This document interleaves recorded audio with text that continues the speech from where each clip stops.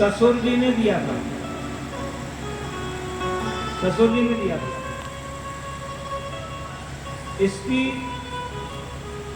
शक्ति संपन्नता को देखता, उसकी ताकत को देखता। ये हाथी एक बार पागल हो गया, कोई इसको वश में नहीं कर सका। इस अकेले कंस ने इसको वश में कर लिया। तब राजा जरासंध ने मेरी 2 लड़कियां, इन दोनों का विवाह इसके साथ करूंगा और साथ में ये हाथी भी। तो वो हाथी उसको दिया हुआ, उसके द्वारा हम कृष्ण और बलराम को मरवाते। सारी योजना बना रखी। अक्रूर जी महाराज को बोला, आप मेरा रथ ले जाओ,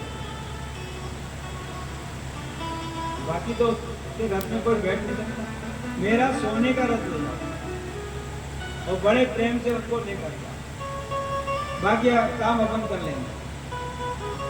ये यदि मर गए फिर मेरे को किसी का डर नहीं। जब बड़े बड़े राजा, ये सब मेरे मित्र हैं, जरासंध है सबसे शक्तिशाली, वो मेरे ससुर जी, तो उनका मेरे को कोई डर नहीं, मैं दुनिया में एकदम निश्चिंत हो जाऊं। अक्रूर जी ने कहा ठीक है। अब शाम के समय गया था तो अक्रूर जी ने कहा भाई सवेरे में जाएंगे। सवेरा हुआ, रात्रि में उन्होंने विश्राम किया, सवेरा हुआ और अपना नित्य कर्म वगैरह कर रथ में बैठ गए। रथ में बैठ गए और सोचने लगे, मैं वहां जाऊंगा, वहां मुझे भगवान का दर्शन होगा। मैं ऐसे समय में पहुंचूं जब भगवान गोचारण करके आएंगे, भगवान के चरणों के चिन्ह मुझे दिखाई देंगे। उस रथ में मैं लौट जाऊंगा, फिर मैं भगवान के चरणों में प्रणाम करूंगा, मैं उनके चरणों में लौटूंगा और जब तक भगवान अपने हाथ से मुझे पकड़ के नहीं उठाएंगे तब तक मैं ऐसे मनोरथ करना। मनोरथ करते करते करते सुबह से शाम हो गई। क्या हो गया? सवेरे चले थे और शाम को पहुंचे। रथ चला ही नहीं, रथ में बैठ गए और सोचते रहे, ऐसा हो जाए, ऐसा हो जाए, ऐसा हो जाए, ऐसे मन में सोचते रहे। बहुत ज्यादा दूर नहीं वृंदावन, पैदल भी पहुंचा है, रथ में नहीं पहुंचे। अब शाम को पहुंचे तो सायंकाल में भगवान गोचारण करके लौटे, अपने भवन में प्रवेश किया। रथ में भगवान के चरण चिन्ह दिखाई, ध्वज है, अंकुश है, पद्म है, ऐसे सब चिन्ह उनको दिखाई दिए। वो रथ से नीचे उतर और नीचे उतर करके उसमें जैसा मन में सोचा प्रणाम करना शुरू किया। फिर वो दंडवतीय परिक्रमा शुरू हो गई। वंदन भक्ति के आचार्य अक्रूर जी, वंदन करते करते करते नंद भवन तक पहुंच गए और वहां भगवान के श्री चरणों में उन्होंने प्रणाम किया और ठीक भगवान ने जैसा उनके मन में था ना वैसे ही उठाया। काका जी सब ठीक तो है? अच्छी तरह से उनसे बात करें। अच्छा, अक्रूर जी के मन में तो ये आ रहा था, सवेरे तक शाम तक क्या सोचते रहे कि राजा कंस मेरे को भेज रहा है और इसकी प्लानिंग है कि मैं इनको मरवा दूंगा। मान लो मैं वहां जाऊंगा और भगवान के सामने यदि मैं उनको ये सच्चाई नहीं बताऊं तो भगवान का मेरे प्रति,